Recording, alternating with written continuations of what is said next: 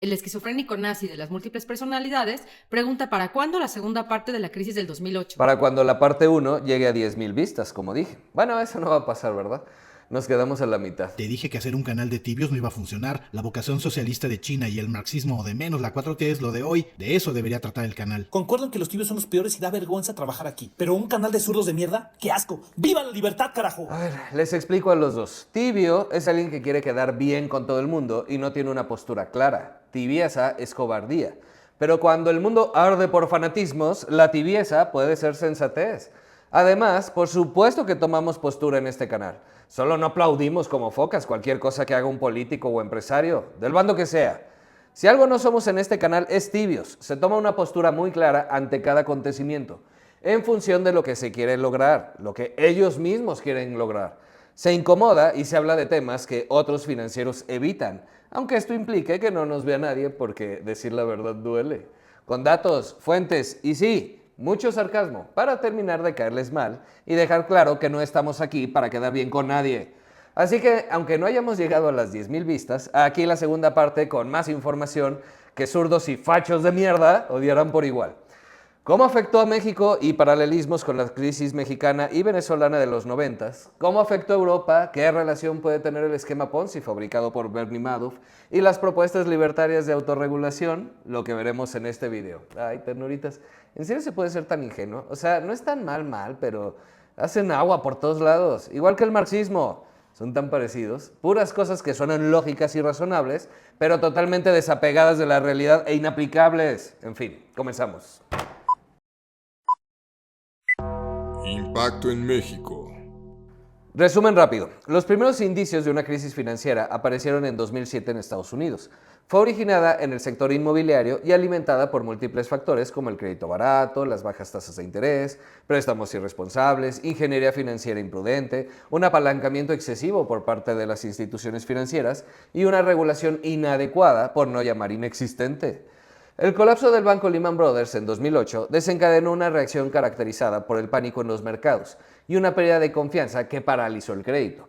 Este colapso del sector financiero estadounidense llevó al país y luego a la economía global a la peor recesión en más de 6 décadas.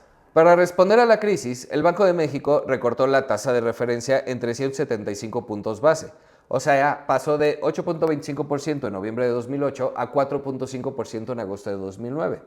Ya saben de dónde salen las tasas que pagan los CETES o FIPOS y esas cosas, ¿no? Y por qué están tan altas hoy. Bueno, si tienen dudas, déjenlo en comentarios. Por su parte, el gobierno de Borolas puso en marcha un paquete de estímulos fiscales para mitigar el impacto en el empleo, especialmente en el sector automotriz.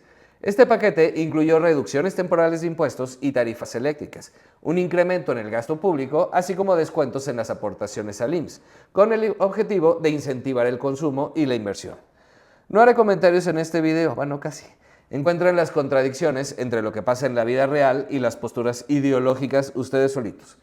Lo que sí vale la pena destacar es que ningún banco en México, pero ninguno, se volvió insolvente a causa de esta crisis, como se ocurrió en Estados Unidos, Europa y prácticamente todo el mundo. Por lo que los distintos institutos de protección al ahorro del mundo se activaron rescatando bancos, pero no en México. Benditas regulaciones. ¡Ay, libertarios de veras! No hablamos solamente de que se activaran los institutos de protección que para eso están. No, hablamos de dinero público mucho metido para rescatar al sistema bancario. O sea, un FOBAPROA tal cual. O sea, es uno de esos casos en donde socializaron pérdidas y privatizaron ganancias. Ay, lo que es aprender bien la lección de la crisis del 95. Una cosa bien hecha en México, por fin. No fue gracias a Borolas, no quiero energúmenos en los comentarios. Fue gracias a las instituciones sólidas creadas una década antes. Sí está muy menospreciado Cedillo, la verdad. Miren, más allá de que también tuvo sus cosas, o Lacteal, yo diría que es el único que realmente ha trabajado, al menos en la historia reciente. El resto se han dedicado a echar rostro o a trabajar, pero para ganar poder. Ay, estos tecnócratas no saben lo que hacen, nada. Que tú no sepas distinguir la diferencia entre un técnico que hace su trabajo, del que casi nunca conoces, ni su nombre, porque está ahí trabajando, no haciéndose publicidad, y un propagandista político es otro boleto. Ay, Milei es un genio, denle el Nobel de Economía. No, bueno, ya voy a callar, dijimos que sin divagar. En 2009, el PIB se contrajo 6.7%, la caída más pronunciada en Latinoamérica ese año.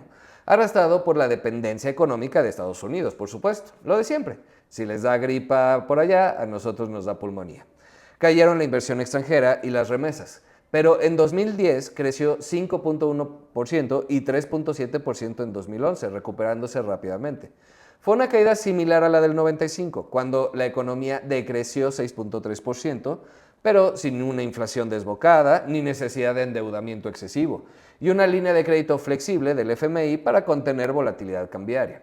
Por supuesto que con combate a la corrupción para que las inversiones públicas sean más efectivas o atrajeras más inversión extranjera, inversión en educación en lugar de bardas y suavicremas, o películas chafas por el Bicentenario, si no te hubieras metido en guerras idiotas y otro tipo de cosas, pues nos habría ido mejor. Pero bueno, pues es lo que hay. Acá nos fue mal, pero en Europa les fue fatal. Impacto en Europa. Los bancos europeos eran grandes compradores de títulos estadounidenses con aval hipotecario, así que la transmisión en el mercado financiero fue inmediata y a gran escala. La recesión técnicamente empezó en la Unión Europea en el segundo trimestre de 2008 y la economía se contrajo 5 trimestres consecutivos. El fin del imperio, el fin de Europa. Ay, ¿cómo dicen burradas? El mercado interbancario se paralizó. Los bancos comenzaron a desapalancarse y a cerrar líneas de crédito, lo que detuvo el financiamiento a la economía. Por otro lado, el PIB en la eurozona se contrajo menos que en México, solo 4.1% por su menor dependencia de Estados Unidos en lo que intercambio comercial se refiere. Pero el impacto mayor está en otro lado. El endurecimiento de los estándares de crédito estuvo acompañado por una caída en la riqueza de los hogares, debido, por ejemplo, a la disminución en los precios de activos como las acciones y los bienes raíces. Esto provocó un desplome de la inversión y la demanda en la economía, y el ahorro se convirtió en la opción preferida para enfrentar las desfavorables condiciones macroeconómicas. O sea, la inversión extranjera tardó en recuperarse, mucho. Las empresas se enfrentaron a una acumulación involuntaria de inventarios, lo que llevó a recortes en la producción. Para empeorar las cosas, el comercio global colapsó en el último trimestre de 2008, a medida que la inversión privada y la demanda de bienes duraderos de consumo se desplomaban. Así que la Unión Europea lanzó un amplio paquete de estímulos conocidos como el Plan Europeo de Recuperación Económica. El Banco Central Europeo adoptó medidas para respaldar la liquidez del sector bancario y atender las necesidades de financiamiento de los bancos. Por su parte, los gobiernos apoyaron al sistema financiero aumentando los techos del seguro de depósitos, o sea, su propio FOBAPROA.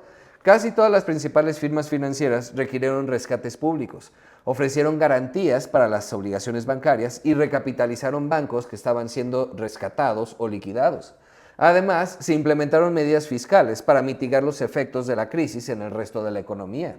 Esto dio lugar a una combinación de estabilizadores automáticos, como menor recaudación fiscal y el aumento del gasto público en prestaciones sociales conforme se desaceleraba la economía, y medidas fiscales dirigidas como inversión pública adicional, alivios fiscales y subsidios al empleo de medio tiempo.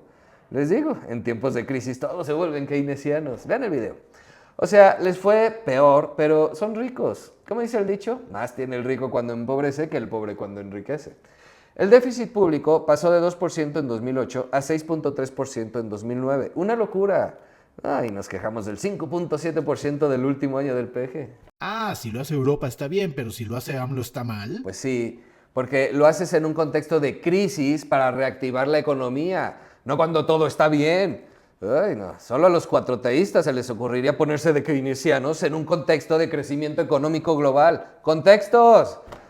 Ciencia económica, porque nadie te hace caso. Pura conveniencia política, fanatismos y decisiones de corto plazo.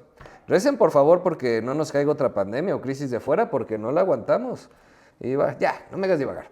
Como sea, con esto se logró evitar un escenario aún peor, pero a diferencia de Estados Unidos, en Europa, después de un corto periodo de recuperación, vino la crisis de deuda soberana, la cual se produjo como resultado del aumento descontrolado de la deuda pública. Así les digo. Entonces, varios países no pudieron pagar o refinanciar su deuda pública ni rescatar a los bancos frágiles sin la ayuda de otros países de la eurozona, del Banco Central Europeo o del Fondo Monetario Internacional. De acuerdo con el Tratado de Maastricht, Maastricht o como se diga, los miembros de la Unión Europea debían mantener déficit presupuestarios anuales que no superaran el 3% del PIB y asegurar que la deuda pública no excediera el 60% del PIB. Grecia, por ejemplo, se unió a la zona euro en 2001, pero superó constantemente el límite del déficit presupuestario cada año. La falta de un verdadero mecanismo de sanción efectivo significaba que los países tenían poco incentivo para cumplir con estas directrices. Entonces, la crisis se desencadenó en 2009 cuando se reveló la subestimación de la deuda y el déficit público de Grecia. Ay, México, tienes perfil griego. En serio, donde nos caiga otra pandemia o crisis, no la contamos. Bueno, nos encanta el vértigo. La cosa es que siguió un efecto dominó debido a la pérdida masiva de confianza por parte de los mercados financieros en la solvencia de varios otros Estados miembros. Por ejemplo, Irlanda y España, que fueron objeto de escrutinio por los efectos negativos del estallido de sus burbujas inmobiliarias y el aumento de la deuda pública utilizada para rescatar a sus bancos. Les digo, su prueba. Paz está en las mejores familias. Entre los impactos sociales tenemos casi un copy-paste de los impactos que vivimos en México con la crisis del 95, aunque depende del país. Por ejemplo, en España hubo desempleo masivo. Se perdieron más de 3.3 millones de puestos de trabajo entre 2008 y 2012. El desempleo, que ya era alto antes de la crisis del 8%, alcanzó el 25% a finales de 2012. Por supuesto, hubo una oleada de ejecuciones hipotecarias y desahucios. Se registraron más de 250,000 ejecuciones hipotecarias en solo 4 años y otras 200,000 en los siguientes años. La gran mayoría terminó en desalojo de familias. Los salarios reales bajaron entre un 4 y 5%.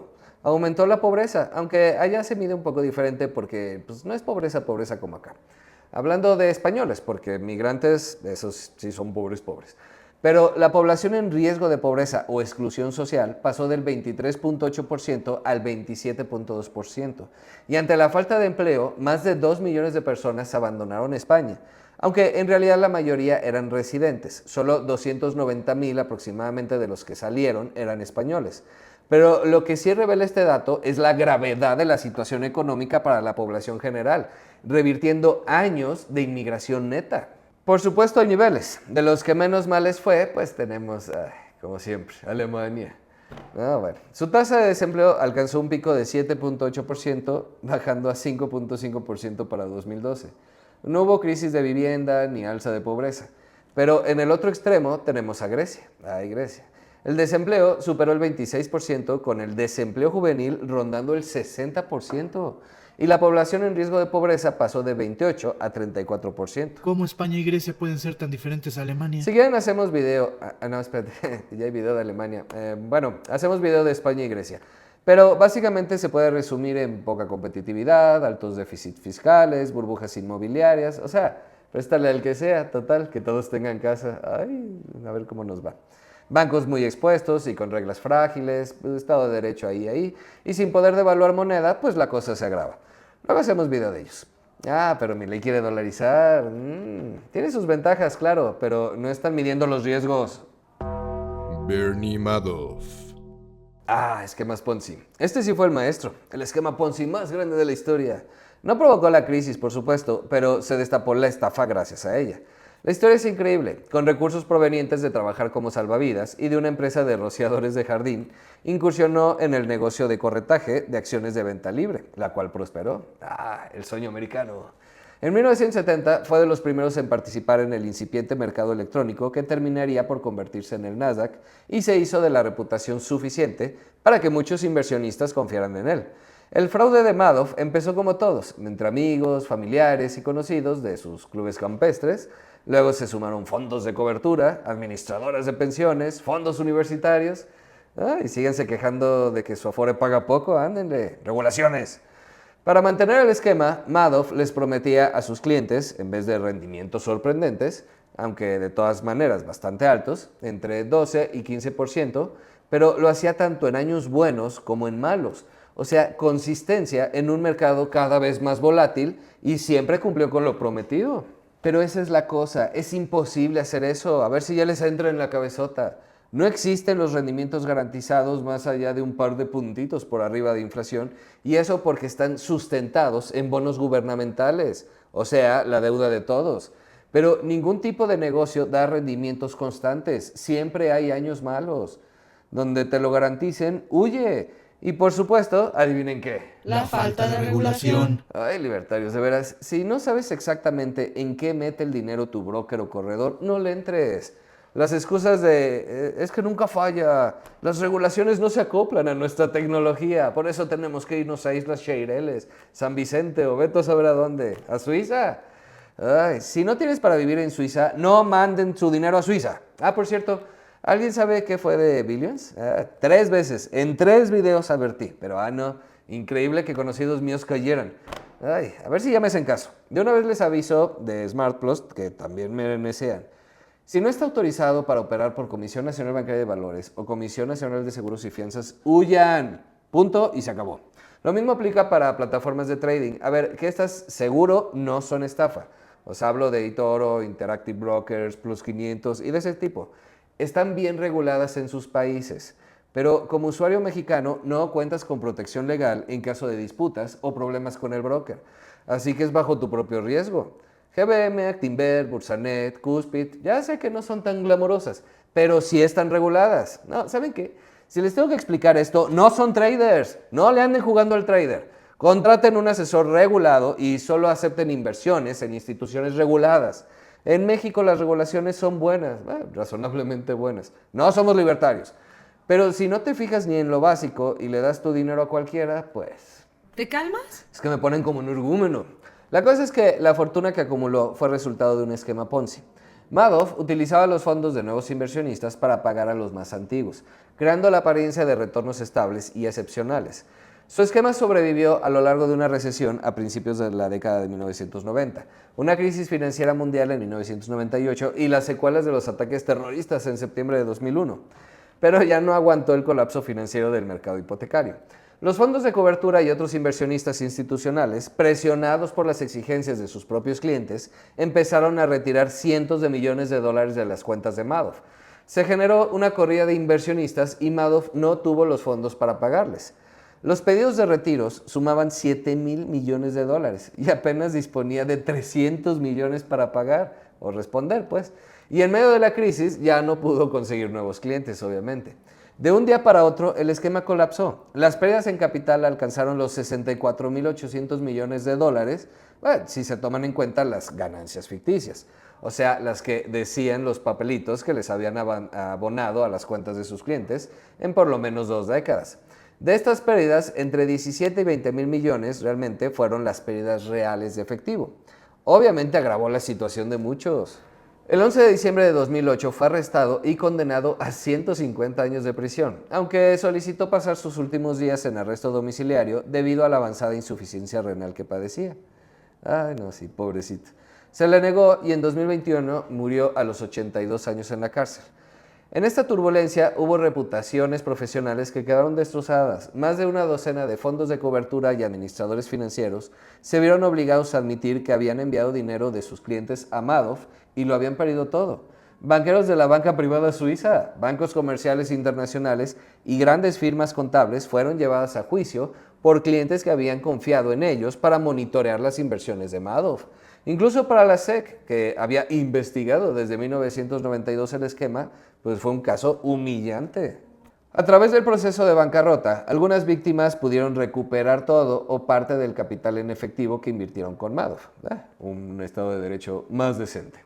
Los miles de millones de riqueza en papel que aparecían en sus estados de cuenta falsos el día de su detención, pues esos sí se perdieron para siempre. Pero si la SEC investigó, ¿cómo no descubrió nada? ¿Corrupción o mala regulación? Los libertarios opinan que el único papel adecuado del gobierno en el ámbito económico es proteger los derechos de propiedad, resolver disputas y proporcionar un marco legal en el que se protege el comercio voluntario. Pero, ¿qué propiedad proteges? ¿Cómo pagas a los estafados? ¿No requieren protección de su propiedad también? ¿Ya vas a salir con tus mamadas? No en este video que ya se extendió, lo lamento. ¿Quieren tercera parte? Al menos 5,000 vistas, no me jodan. Ahora sí, en ella hablaremos de las similitudes de las crisis de los 90 en México y Venezuela, las propuestas libertarias a mayor profundidad y ya tomándolas en serio, pero sobre todo las principales y profundas reformas regulatorias post-2008, la ley Dodd-Frank de reforma de Wall Street y protección al consumidor. ¿Realmente termina con la noción demasiado grande para caer? Todo esto y mucho más en su canal favorito en nuestro próximo episodio. Adiós. ¿Neta te vas a poner de mamón? Pues si ni me hacen caso. Bueno, ocúpate de tus finanzas personales, que esa es la nueva deuda naranja, no las va a salvar.